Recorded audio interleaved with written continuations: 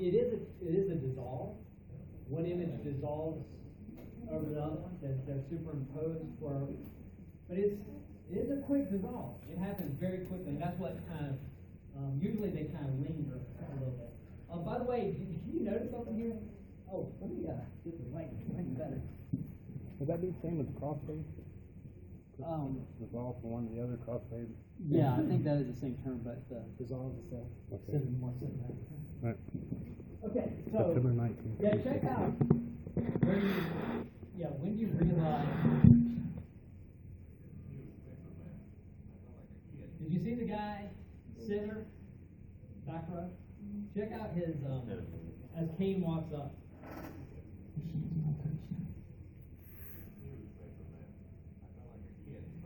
You can see he's the important boss, and he just stands up a little straighter.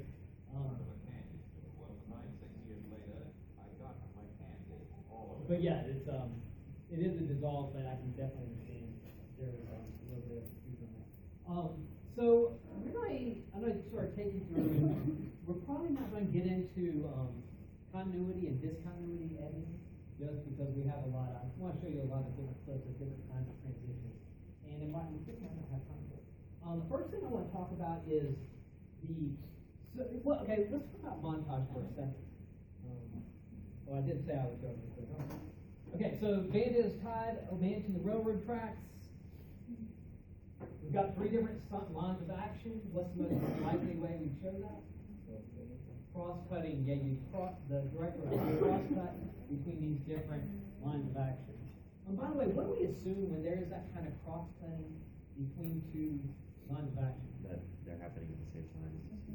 Yeah, that's the assumption. Now, sometimes directors will play with that assumption. Now, I hope to show a great scene they mentioned in the chapter from Out of Sight, in which there's a sort of typical cross-cutting kind of situation, but it's actually you're seeing they're not happening at the same time, one happening in the future. So cross-cutting between each other. Just notice how absurd it would be. I have to try to do that with a long take, deep focus, deep space, or something that's a mile away. It just wouldn't be that, right? It would be the woman in the horseback would be just a dot, right? So, I don't know what movie it is, but I don't know what you would call it, but like, this scene is happening, and like, instead of like cutting between the people, you just like saw the reflection of what she was looking at. Ooh. It was really cool, yeah. Wait, in her eye? Yeah, she was like watching her, like, her husband and her kids get murdered right in front of her. They didn't show that happened, you just saw like the reflection of her eye. Wow. And I don't know how they do it, but like, you could see both. CG. A computer. So you're actually seeing it like reflected off of her cornea? Like her eyes were like watering up so much that like you could see it. Yeah, and I mean there's a good chance that it was done after in post-production. Yeah, and I don't think that they did. Yeah. Yeah, it'd be Depends on what year it is. What year was it made? I'm sorry. a couple years ago. Oh yeah, certainly.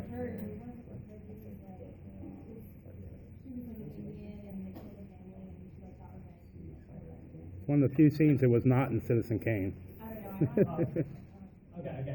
Let's continue on here. In the author's opinion, discontinuity devices such as jump cuts, overlapping editing are used for what? Are they used to disguise technical trickery? No, because actually, one thing about discontinuity devices, they attract attention to themselves. When there's jump cutting, you see it happening. It's not smooth. It's abrupt, and it'll get your attention. Are these things used by amateurs exclusively? No, because I make movies and I have continuity errors in in my movies. In fact, in one I had this character. I filmed in different locations. And she goes upstairs to look out her window, but where I shot the outside the window is on the first floor. So she goes upstairs, but then you see a shot clearly from the first floor. Okay. It's like maybe she has an elevated backyard. I don't know. But, yeah. So continuity errors happen by amateur filmmakers, people who don't have a continuity supervisor, a script supervisor who can check on those things. But it's not exclusively by amateurs. Also, Do they take attention away from the story and thus should always be avoided? Now, they might very well take attention away from the story, but as far as always be avoided, well, of course, that's not what our textbook writers think, because they actually praise the jump cuts in Breathless, the French avant-garde movie. So, so the right answer would be they're used occasionally by filmmakers to build meaning and manipulate emotion. Draw a second camera. Okay, this one challenging your illustrative skills. Where did you guys put the camera?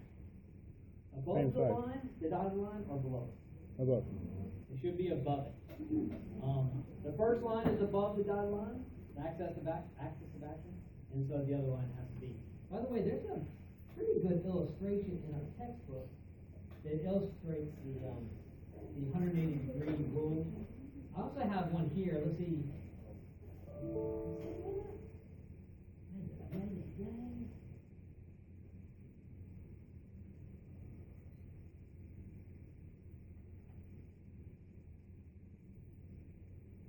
Oh, not real helpful.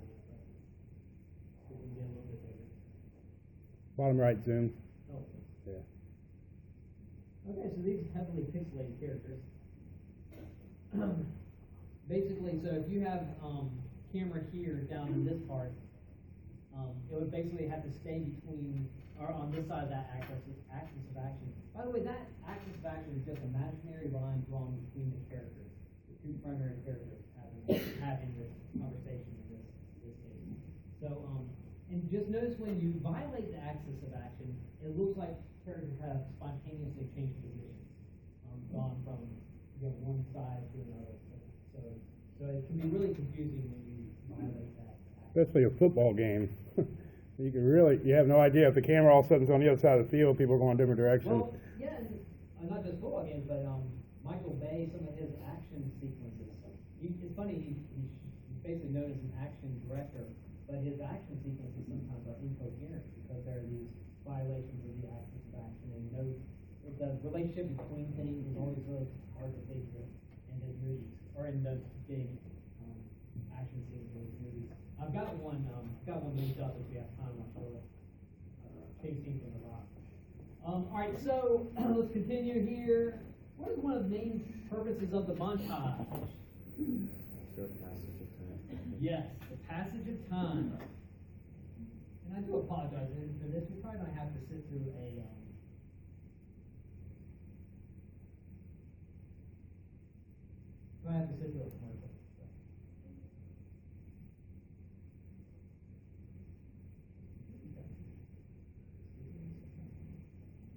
Probably other people using it during the day.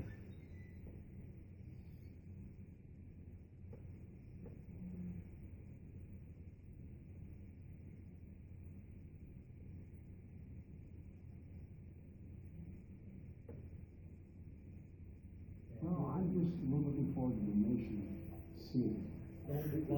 Yeah, no kidding. Not that I have any So when she's talking about people. preference for who you vote for. I don't think they know that. Don't give your money with your eyes. Yeah. Yeah, exactly. You're going to storm Kim Jong-il's palace single-handed. We have to make you a complete soldier in very little time. This is Team America. How are we going to do that? I think I know just what we need.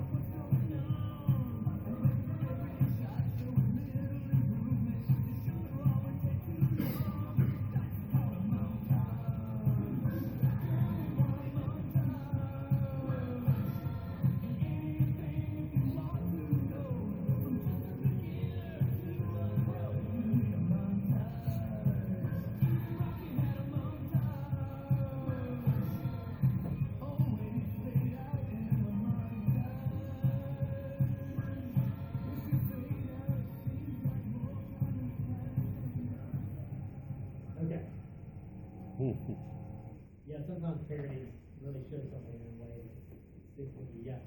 So that's really the primary use of montages, is to show passages of time. And the so that's like, I think that's the kind of musical montage is the more familiar concept of montage. But the book also mentions the Soviet idea of montage. Basically, the Soviet idea of montage is just this idea that when you cut two shots together, and we'll just kind of stick with shot A, shot B, then when the juxtaposition of those two shots, those shots being in that order, can have a third meaning. That is a meaning that's not in shot A, it's not in shot B, it's a meaning that's derived from that synthesis of those two shots. So let me show you, I think, some quick examples here. This is from Modern Times. Beginning of Modern Times.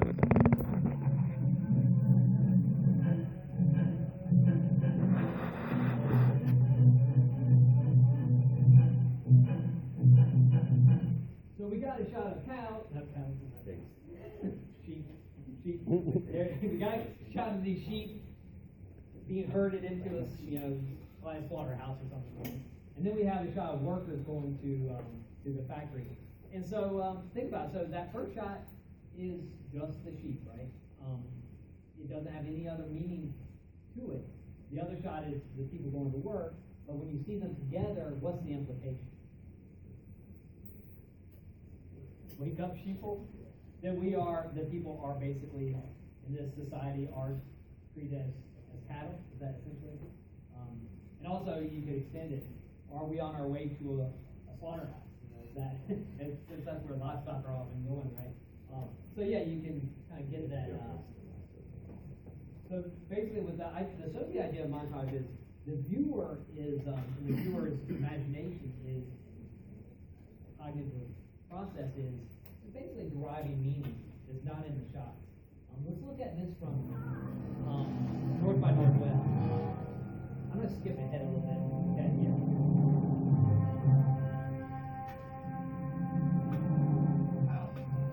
Help me.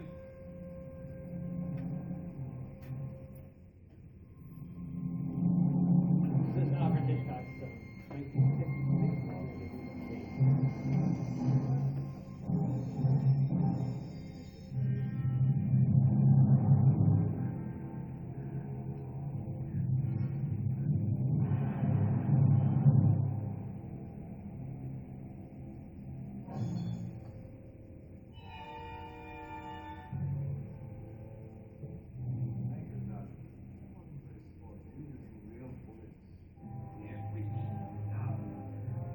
Here's the shot.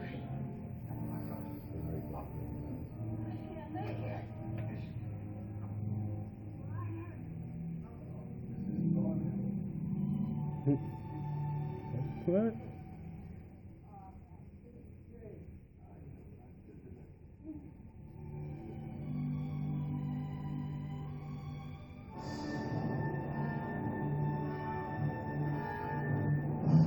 Okay, so we have basically right at the end of the movie, we have two really interesting transitions. There's that graphic match, the movement, the movement that continues from the cliff, just time machine, and now they're in the bunk of a sleeper car in a train. And then we have this shot of them in the sleeper car getting cozy, juxtaposed with this shot.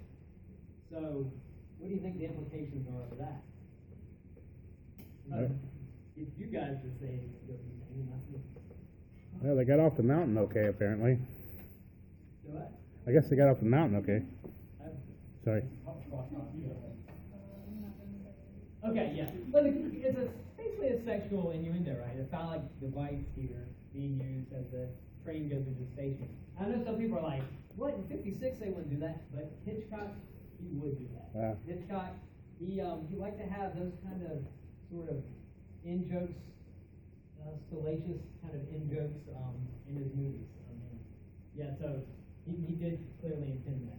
So yeah, we have, again, train going into a tunnel, harmless image, right? But when you precede it with, or maybe not, but yeah, but when you precede it with a couple cozying up to each other, there is that yeah, that implication. By the way, I do wonder with modern times, could we have just shown the people walking that way without the shot of the sheep? Do you think that could have given that, wouldn't we have kind of derived that these are basically people as sheep? Do you think we needed the sheep? Yeah, I think it was an exclamation point on the whole point. Yeah. All right, let's look at this whole idea. It's just taken to a little absurd length in the Naked Gun movie here. So, yeah, these characters are having sex, and you have raising the obelisk, launching the rocket.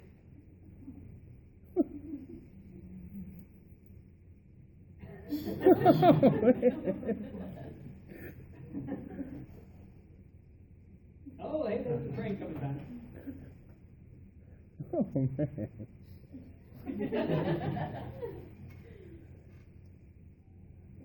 What? That's a good movie. Okay, yeah, there you go. So yeah, that's that Soviet idea of montage that you can build, that meaning is constructed through the editing of different shots and how we can kind of build our own meaning for it. By the way, the Soviets also gave us the cool shot effect, and I know just reading about it does not really convey it. Basically, the cool shot experiment was they basically had this actor, and I'll show you a simulation of it.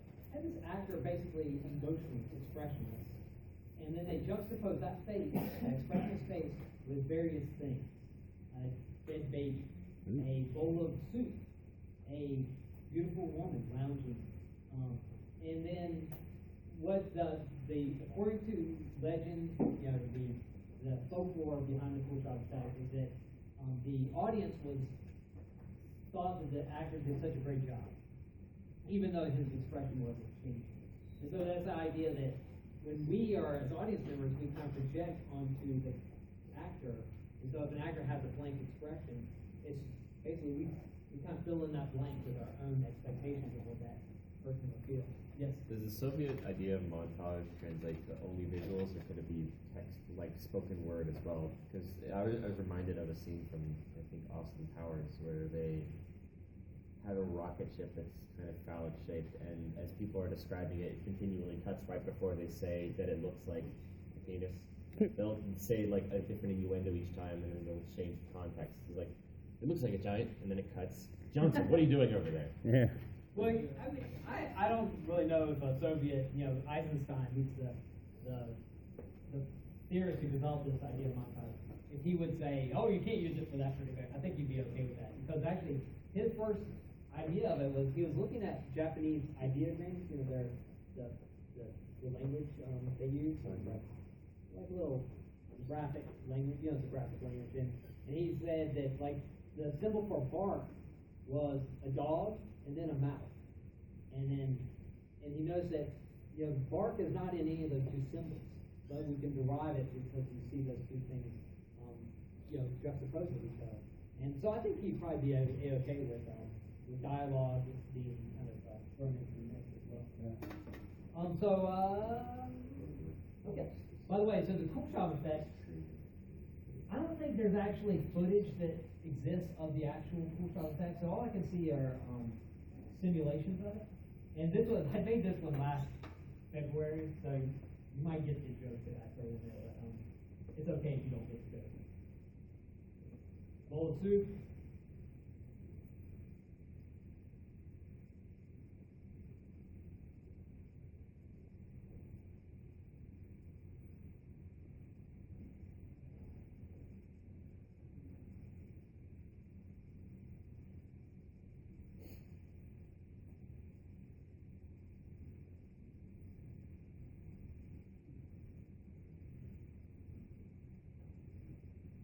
I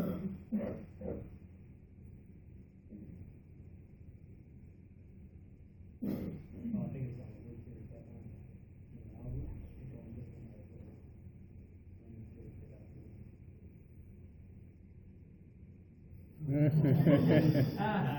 So anyway, yeah, Everybody's trying to read his expression at the end of the game last year, the Super Bowl.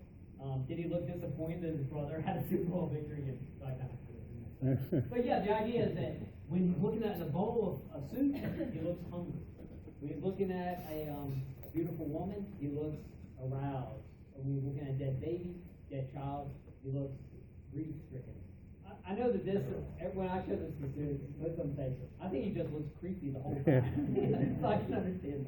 Yeah, Sean. Maybe kind of listen to like back to back. If you like took like another group, showed them just one, and like they probably like that. Yeah, good call. Definitely. I think you're dead on. Yeah. Oh, it is? That's a cool show. The main character, Elliot, he really kind of like basically like use words like, oh yeah, he did learn that. Oh, yeah. Yeah. And everything that we know around him kind of conveys like what he was supposed to be and what the he's got as well. So you're kind of invited to kind of speculate what his reaction to make. I was curious, is his reaction shot exactly the same, or was he actually reacting to different things? Well, the way it was originally designed, and I assume that the simulation of it kind of did this too, is just basically told him to react with that same blank expression.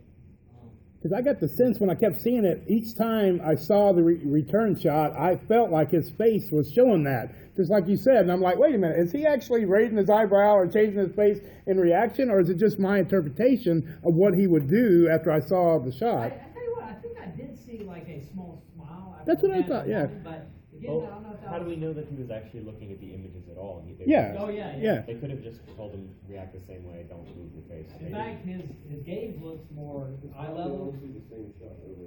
That's what I thought. That makes it more interesting. Because then you literally are reading into it, and you're understanding how the audience is being affected by exactly the same shot, just with the reverse angle. Oh, yeah, no doubt. All right, so let's look at a few other kinds of transitions. By the way, the most common transition is Cut. cut. Yeah, the cut. Some movies will have almost every single transition is a cut. Now you do see there are some other kinds of, and the cut basically is when one shot abruptly ends and a new shot begins. A wipe is when one shot seems to wipe away the previous shot. So look at Star Wars. George Lucas uses Star Wars quite a bit. Here's just a few of them. So you got that sweeping one. Yeah. So he changes it up, from the side to side, diagonal, clock, looks like a clock face. And then you can like do that with your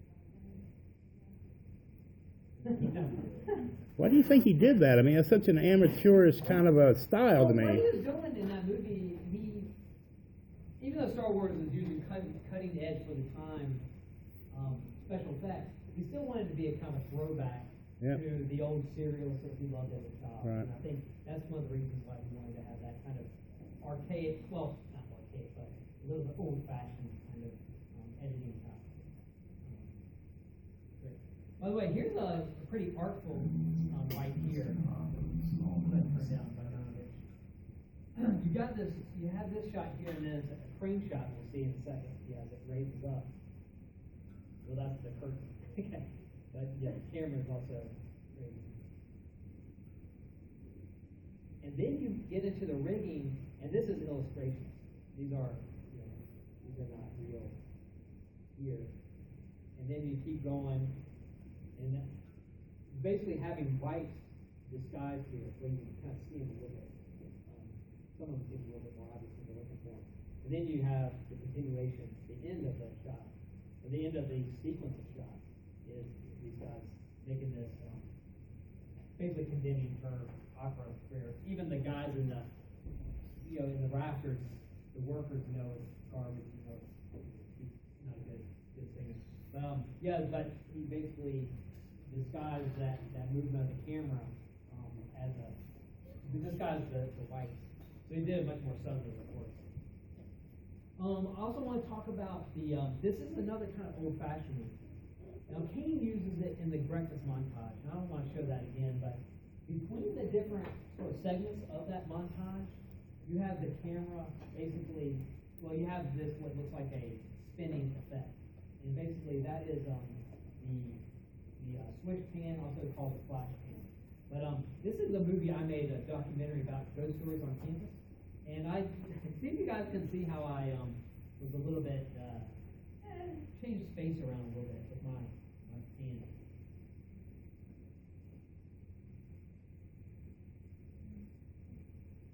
So I basically turned the camera real fast. I thought maybe it's okay.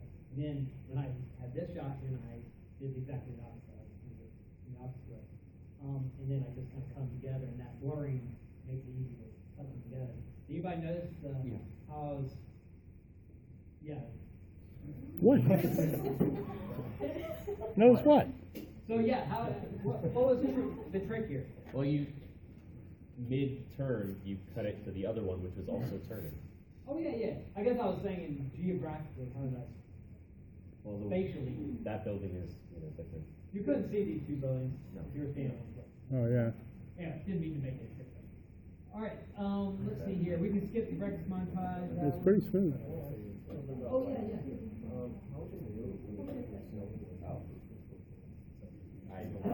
Well, you actually would use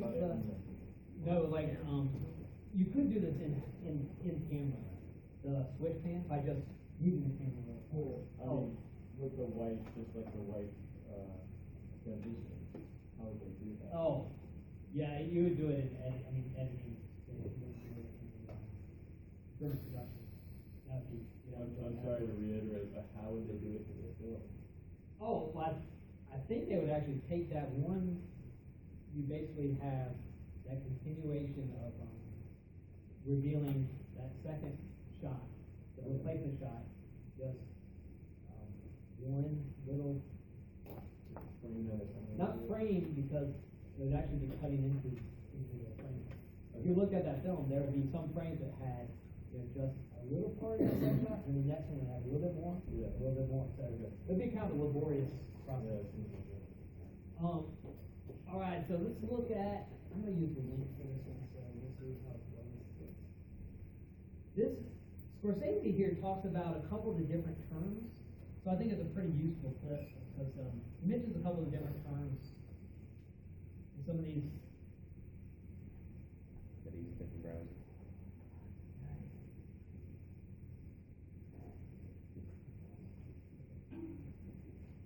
You don't have a browser up there. Hey, if I could comment on that, you were talking. Well, I'm just looking forward. Okay, yeah, you can. Yeah, him. Mike, what do you? I was just saying on that shot where you talk about Citizen Kane when the camera went up to the rafters. I'm just looking white in general with film.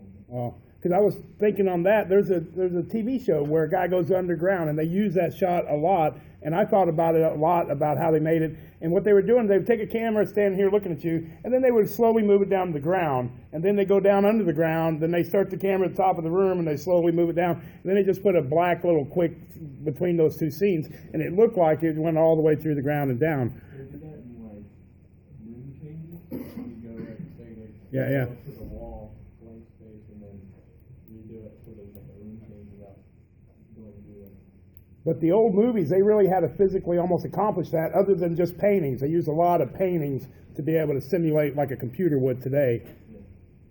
All right. Well, let me show you this clip from.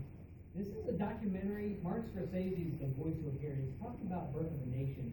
Remember that incredibly racist 1915 movie? They were self-taught and often shared the prevailing prejudice that the cinema was a minor form of entertainment. The American film probably came of age in February 1915, when D.W. Griffith opened his first feature-length epic, The Birth of a Nation. According to Raoul Walsh, who was one of Griffith's assistants at the time, and who played the role of John Wilkes Booth, it took The Birth of a Nation to convince Americans that films were an art in their own right, and not just the illegitimate offspring of the theater. Where that kind of How did Griffith achieve this triumph? Essentially through his composition and orchestration of the shots. As Walsh put it, the high and low angle shots turned a good picture into a great one.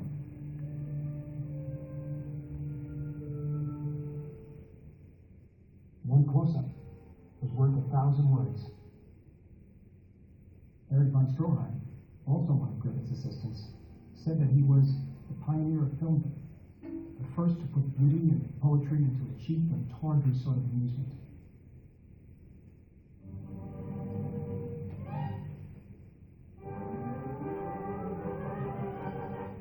I've always felt that visual literacy is just as important as verbal literacy, and what the film pioneers were exploring was the medium's specific techniques. See that one In the shot, process, totally replacing they the other. invented a new language based on images rather than words. A visual grammar, you might say. Close-ups.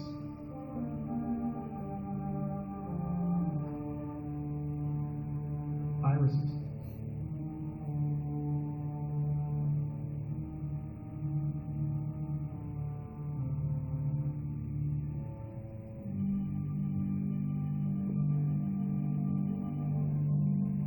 Dissolves.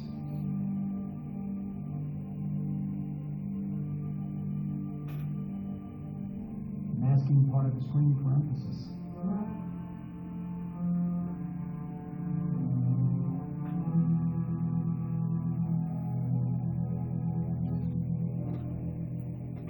Dolly shots.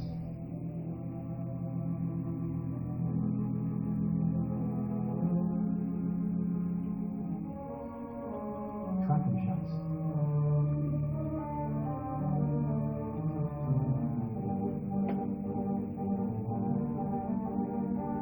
Now these are the basic tools that directors have at their disposal to create and heighten the illusion of reality. When Lillian Gish called D.W. Griffith the father of film, she used the same analogy. She said, he gave us the grammar of filmmaking. Next part gets into a He understood. band cross-cutting, and I hope you guys have a good understanding of that. Understood that one. But let's see here. So yeah, I just want to kind of show you some examples of some of these sort of outdated kinds of transitions. The Irish shots, I guess that's the one that's most outdated. Of course, the wife is another of these outdated ones. But let's see here. Let me show you. Let's skip a little bit. Let me show you some cool graphic matches.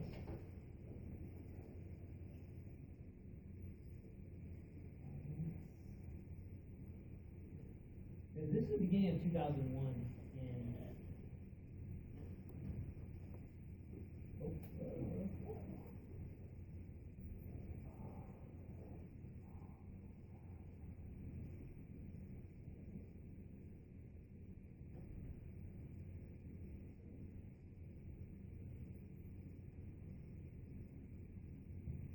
so in that scene, you have this hominid, this early form of a human, or I'm going to have this, or I'm not sure exactly what it is, but basically using a bone to kill. And that's, for this movie, it's like the first tool used by a human species, or human-like species. And then this, so you have this hominid throw this bone up in the air and spins around, and then you get this cut to basically 2001. 15 years ago. No, just kidding. But, and you have a spaceship floating through space. Now, it's one of the most famous of these kind of graphic matches. One thing to notice that it is a match of shape, right? You know, that's the match. The shape, the tool looks like, or the bone looks like this spaceship.